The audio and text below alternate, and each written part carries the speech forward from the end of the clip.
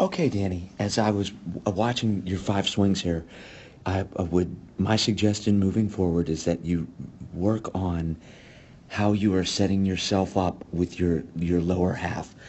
So as I was watching these swings, you're doing, first thing I'm always looking at is how are we loading our back hip? And you're rocking into back hip load, but as you really get into your back leg here, like watch the movement that you get on your stride. You can see how you're kind of getting up and then down, and I don't think that you're getting enough weight off of your backside, and I'll show you why. So you can see as you rock into hip load, it's up, down, but now watch here. I'm going to zoom in on your lower half. As your back foot is coming down, let me get on drawing. As your back foot is coming down, we're getting a lot of back knee rotation, but we're not really getting that good drive forward. So you can see your foot, as it's coming down, is coming down backwards, and as your heel is coming into the ground, even before you get to toe touch, see how your back knee is starting to come in?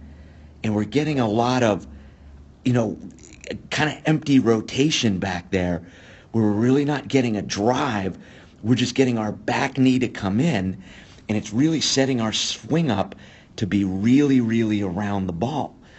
Because as we get to here, it's a good job that your hands are still back, like you don't get a leak forward or anything. But as I was watching your swings, we get a lot of down here, right? And only then do we start to come forward, and our swing is really around. As I was watching our five swings, we get a lot of this around action. And this hole here, where if we're getting the ball in, that's something that we're going to have a tough time getting to. And as I was watching, I watched everybody hit the ball away yesterday because of where the cage was lined up, right? And we pulled a lot of balls that were away.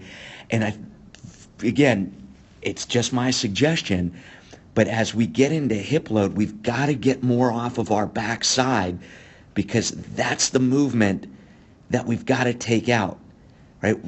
You can see as we're getting into heel strike there, we've set everything up to be an around type of action, and we're just getting a lot of empty rotation in here. And again, just take a look. I put those new samples up of the major leaguers again, and see how they're moving their weight on their backside so that their hands are coming straight here, as opposed to yours, which are a little bit more down before they start to come forward. Just get a little bit down. You can see on some of your other swings, well, I'm only showing this one here because it would take too long.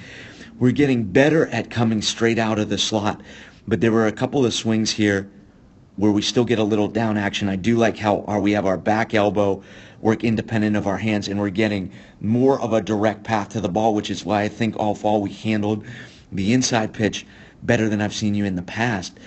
But it's just, as we get this rock up and down and empty rotation there, again, seeing how our back foot is going backwards into the ground, that inevitably sets us up for our swings in this around type of action.